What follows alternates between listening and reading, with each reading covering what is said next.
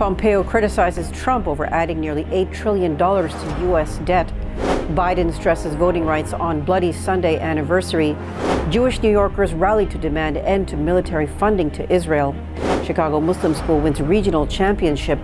Faith leaders urge Biden to sign executive order for reparations study. Israel orders demolition of Palestinian homes in Ramadan. Universities in Afghanistan reopen without female students. UN chief condemns rich countries' treatment of poor nations.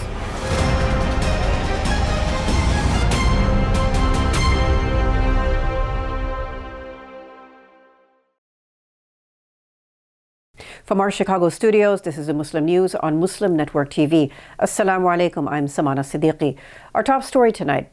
Former Secretary of State Mike Pompeo criticized ex-President Donald Trump on Friday for adding nearly $8 trillion to the national debt. Pompeo, who is weighing a 2024 presidential run, spoke during the annual Conservative Political Action Conference in Maryland last week. With the U.S. $31 trillion in debt, Pompeo said he tells his son, make sure you work hard because Social Security may just not be there for you.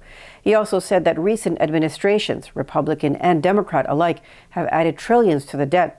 Under the Trump administration, the U.S. saw a nearly $7.8 trillion rise in the national debt, the Washington Post reports.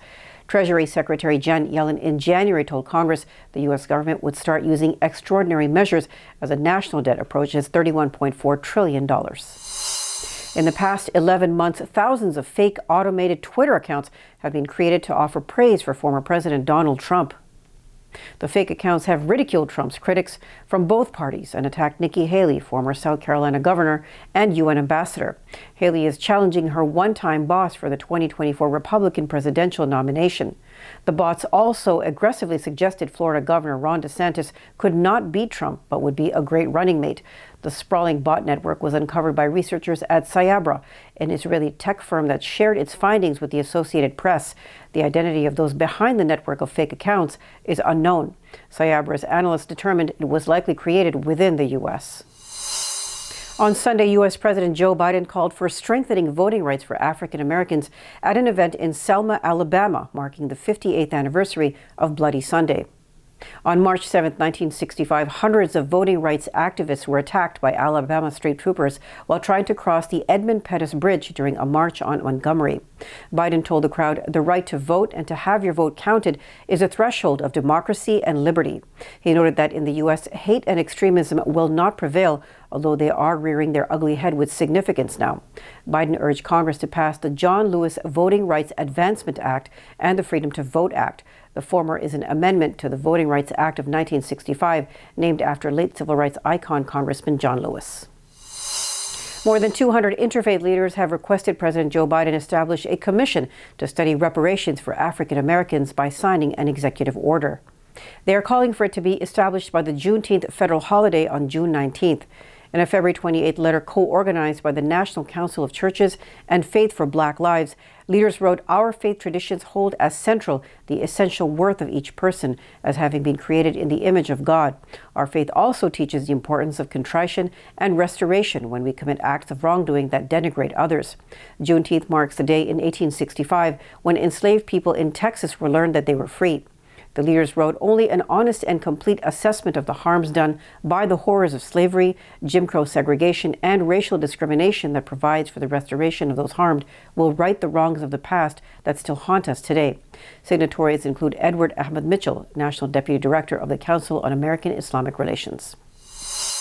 About 45 detainees continue to participate in a hunger strike at two facilities run by the U.S. Immigration and Customs Enforcement, or ICE, in California, which began on February 16th. The Mesa Verde ICE Processing Center and the Golden State Annex are both operated by the private prison and contracting company Geo Group. Among the prisoners still participating in the hunger strike is 22-year-old Cruz Martinez. In an interview with Al Jazeera, Martinez said he was pushed to protest by the harrowing conditions in the facilities and what he called slavery wages of $1 a day. California is debating issues involving incarcerated labor and the role of private companies like the GEO Group in state prisons and immigrant detention centers. In a complaint filed February 23rd, civil rights groups, including the American Civil Liberties Union, said GEO Group had punished participants involved in the hunger strike. They have restricted prisoners' access to recreation and visitation, subjected them to excessively invasive pat-downs, and time in solitary confinement. On Sunday, a small but vocal crowd of Muslims stood outside King Khalid Mosque on the Shaw University campus, holding signs expressing their displeasure. They were upset by the Raleigh, North Carolina school's refusal to reopen the mosque's doors to the public. Attorney Nigel Edwards said the university has reversed course by allowing students to worship at the mosque after it was closed when the coronavirus pandemic began. But for now, it is still closed to the public. Shaw is a private institution that can curtail access to its property. Visitors, including the media, must ask permission to enter buildings and go on the campus. Edwards and those who worshipped at the mosque but were not registered students at Shaw objected to the change. Imam Juma Musa said the Saudi royal family provided $1 million a year ago to provide a safe worship space for Muslims there. Edwards said the university had initially cooperated with the Muslim community. The Muslim Community Center Academy's 7th grade girls volleyball team and 8th grade varsity boys basketball team in Chicago both made history. They celebrated wins at Illinois Elementary School Association Regional Championships, taking home top prize in Class 2A volleyball and Class 2A basketball. The girls' volleyball team, Lady Crescents, have advanced to sectionals in Kankakee against Bishop McNamara High School, which took place on Monday. Jewish New Yorkers rallied to demand an end to military funding to Israel. Details after the break. Stay tuned, and we'll be right back.